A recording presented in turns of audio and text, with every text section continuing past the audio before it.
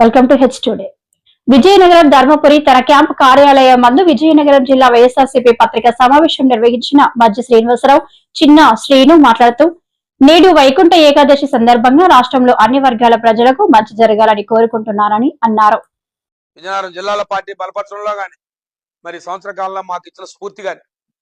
ముఖ్యంగా వైఎస్ఆర్ పార్టీ నాయకులు కార్యకర్త కింద స్థాయిలో గ్రామ స్థాయి నాయకుల నుంచి ప్రతి ఒక్కరు మాకు ఇచ్చిన స్ఫూర్తి, మాకు ఇచ్చిన ఉత్తేజం, ముఖ్యంగా మా సోషల్ మీడియా కార్యకర్తలు, మా వైఎస్ఆర్ పార్టీ సోషల్ మీడియా కార్యకర్తలు ఎలాంటి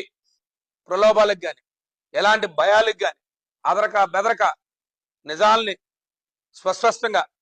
మరి social media YSR party social media వేదికగా చేస్తున్న మా వైఎస్ఆర్ పార్టీ సోషల్ మీడియా కార్యకర్తలకి 25వ సంవత్సరంలో వారికి హ్యాట్సాప్ చెప్తున్నాను. మేమందరం ఎన్ని చేస్తున్నా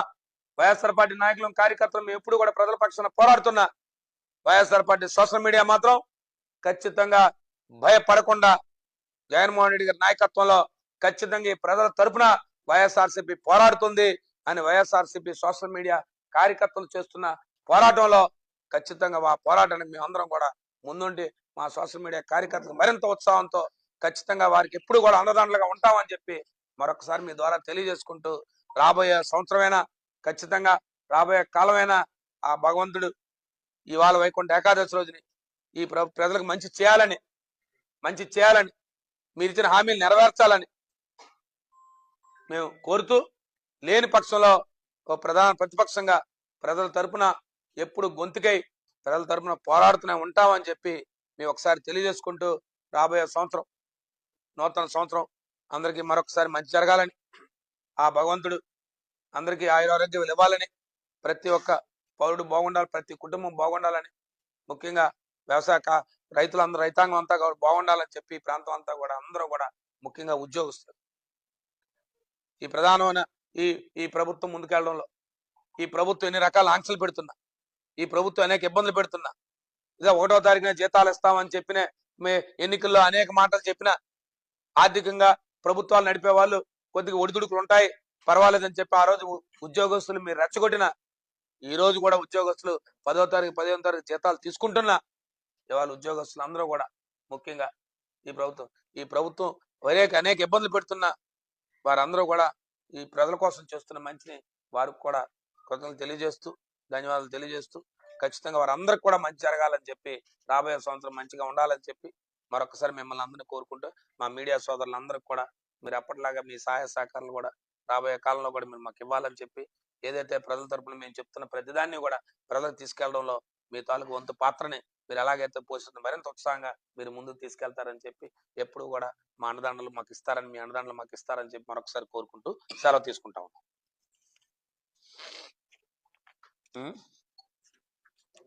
ఈ రండి ఏంటి మళ్ళీ నూతన సంవత్సరంలోనే మళ్ళీ కలుస్తాం మనందరం. కొత్త సంవత్సరంలోనే మళ్ళీ పత్రికా సమావేశాలన్నీ రేపు అయిపోతుంది. మళ్ళీ నూతన సంవత్సరంలో మళ్ళీ రాబోయే కాలంలో మళ్ళీ మా నాయకులకు కార్యకర్తలకు అలాగే అభిమానులకు ప్రజలందరికీ అలాగే మా ఉత్తరాంధ్ర జిల్లాల పెద్దలందరికీ వైఎస్ఆర్ పార్టీ పెద్దలందరికీ పేరు పేరున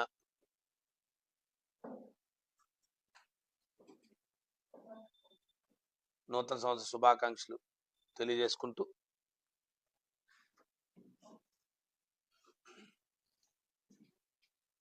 మరి మీ ద్వారా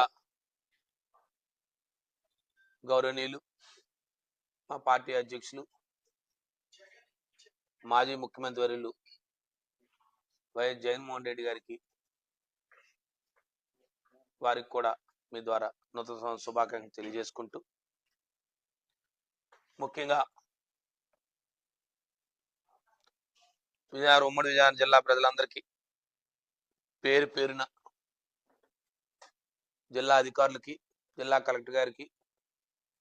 అలాగే జిల్లా ఎస్పీ గారికి ఉమ్మడి జిల్లాల ఎస్పీలకు జిల్లా కలెక్టర్లకు ఉమ్మడి జిల్లాల అధికారులందరికీ కూడా మీ ద్వారా ప్రత్యేకంగా పేరు పేరున ప్రతి ఒక్క అధికారులందరికీ కూడా నూతన సంవత్సర శుభాకాంక్షలు తెలియజేసుకుంటూ, అలాగే మా మీడియా సోదరులందరికీ కూడా, ఉమ్మడి జిల్లాలో ఉన్న మా మీడియా సోదరులందరికీ పేరు పేరున ప్రతి ఒక్కరికి, పాత్రికేయ మిత్రులకి అందరికీ కూడా పేరు పేరున నూతన సంవత్సర శుభాకాంక్షలు ప్రతి ఒక్కరికి మీ ద్వారా తెలియజేసుకుంటూ,